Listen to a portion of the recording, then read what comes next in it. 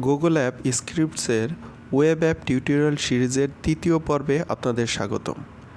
দ্বিতীয় পর্বে আমরা শিখেছিলাম ওয়েব পেজের একটি ইনপুট বক্স থেকে ডাটা গুগল স্প্রেডশিটে কিভাবে ট্রান্সফার করা যায়। এ পর্যায়ে আমরা শিখব ওয়েব পেজের একাধিক ইনপুট বক্স এবং একটি ড্রপডাউন মেনু থেকে ডাটা গুগল স্প্রেডশিটে কিভাবে ট্রান্সফার করা যায়। চলুন শুরু করা যাক। আমাদের অ্যাপ স্ক্রিপ্টসের ইন্ডেক্স পেজে পূর্বের ইনপুট বক্স ফর্মুলাটি একটি ডিভ এর মাঝে নিব, যেন আলাদা লাইন হিসেবে ধরা যায়, এবং পুরো ইনপুট বক্সের ডিভটাকে কপি করে নিচে পেস্ট করব দ্বিতীয় আরেকটি ইনপুট বক্স তৈরি করার জন্য। এরপর এদের নাম দেই, যথাক্রমে ফার্স্ট নেম এবং লাস্ট নেম। তারপর এদের আইডি পরিবর্তন করি, যথাক্রমে FN এবং LN।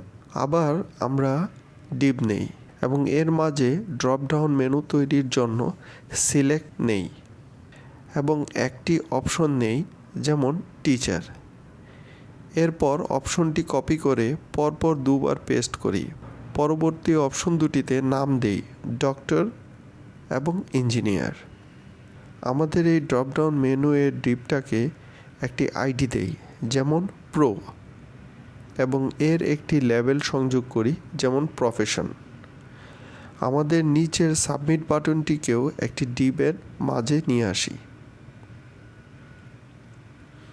আমাদের এই ডিভগুলোকে স্টাইল দিতে হবে, তাই হেড সেকশনে খুব সাধারণ একটি স্টাইল তৈরি করব। একটি ক্লাস নেই যার নাম দেই ফর্ম এলিমেন্ট। যেহেতু আমাদের টিউটোরিয়ালটি ওয়েব অ্যাপ নিয়ে, তাই আমরা এখানে CSS এর ডিটেলস নিয়ে আলোচনা করব না। এই ক্লাসটি আমরা আমাদের ডিভগুলোতে সংযোগ করব। এখন আমরা অ্যাপ স্ক্রিপ্টটাকে সেভ করে নতুনভাবে ডিপ্লয় করে দেখব আমাদের নতুন ওয়েব পেজ লিঙ্কটি দেখতে কেমন হয়েছে। নাইস, ড্রপডাউনটি ঠিকমতো কাজ করতেছে। আমাদের পুরাতন লিঙ্কগুলো কেটে দিতে পারি। এখন আমরা আমাদের এই অতিরিক্ত ইনপুট বক্স এবং ড্রপডাউন কার্যকর করার জন্য জাভাস্ক্রিপ্ট আপডেট করব। পূর্বের আইডিটি পরিবর্তন করে FN করি এবং ভেরিয়েবলের নাম পরিবর্তন করে ফার্স্ট নেম করি। পুরো ফর্মুলাটি কপি করে দুইবার পেস্ট করব। পর্যায়ক্রমে ভেরিয়েবলের নাম ও আইডি পরিবর্তন করি। এই সবগুলো ভেরিয়েবলকে একটি ভেরিয়েবলের আওতায় নেই, নাম দেই ইউজার ডাটা। পূর্বের মতো এবারও সাবমিট বাটনে ক্লিক করার পর ইনপুট বক্সগুলো ফাঁকা করার জন্য সবগুলো আইডি অনুযায়ী ভ্যালু খালি করে দেই। ইউজার ডাটা ভেরিয়েবলটি গুগল স্ক্রিপ্টের ইউজার ক্লিকড ফাংশনটির ভেরিয়েবল হয়ে কাজ করবে, তাই পূর্বের নাম পরিবর্তন করে ইউজার ডাটা লিখি। এখন আমরা code.js পেজে ইউজার ক্লিকড ফাংশনটি ভেরিয়েবলের নাম পরিবর্তন করে ইউজার ডাটা করব। যেহেতু ইনপুট বক্সের ডাটাগুলো স্প্রেডশিটে সারিবদ্ধভাবে সেভ হবে, তাই অ্যাপেন্ড রোতে একইভাবে সারিবদ্ধভাবে ভেরিয়েবলগুলো লিখব। এরপর যথানিয়মে অ্যাপ স্ক্রিপ্টটি সেভ করে নতুনভাবে ডিপ্লয় করে নতুন ওয়েব পেজ লিঙ্কটি দেখব। এখন কিছু ডাটা ইনপুট করে দেখি। Yes, it is working. পুনরায় নিশ্চিত হওয়ার জন্য আরও কিছু ডাটা ইনপুট করে দেখি। ওকে, ডান। আমাদের পেজটিতে জাভাস্ক্রিপ্ট এবং CSS সংযোগ হওয়ার ফলে ক্রমেই জটিল দেখাচ্ছে। এখন আমরা একটি টিপস শিখব। অন্যান্য সাধারণ ওয়েব পেজের মতো গুগল অ্যাপ স্ক্রিপ্টসেও CSS এবং জাভাস্ক্রিপ্ট আলাদা আলাদা পেজে লেখা যায় এবং তা HTML পেজের সাথে সংযোগ করা যায়। প্রথমে আমরা নতুন 2টি HTML পেজ নিব এবং যথাক্রমে নাম দিব CSS এবং JS।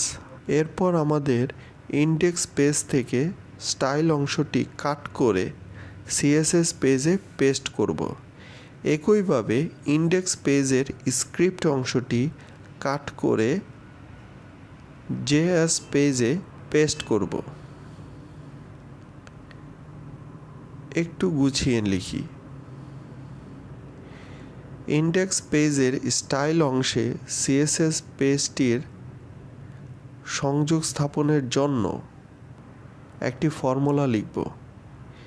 একইভাবে স্ক্রিপ্ট অংশে JS পেজটির সংযোগ স্থাপনের জন্য অনুরূপ একটি ফর্মুলা লিখব। ফর্মুলা দুটিতে একটি গুগল অ্যাপ স্ক্রিপ্টের সংযোগ ফাংশন উল্লেখ করা হয়, যার নাম দেওয়া হয় ইনক্লুড। এখন আমরা code.js পেজে উক্ত ইনক্লুড ফাংশনটি লিখব, যা রিটার্ন করবে HTML dot create HTML output from file dot get content। যেহেতু ইনক্লুড ফাংশনটি ফাইলের নাম অনুযায়ী কাজ করবে, তাই এখানে লিখতে হবে ফাইল নেম। আমাদের ইনক্লুড ফাংশনটি পরীক্ষার জন্য ইন্ডেক্স পেজে ড্রপডাউন মেনুতে আরও একটি অপশন যোগ করি, যার নাম দেই আদার্স।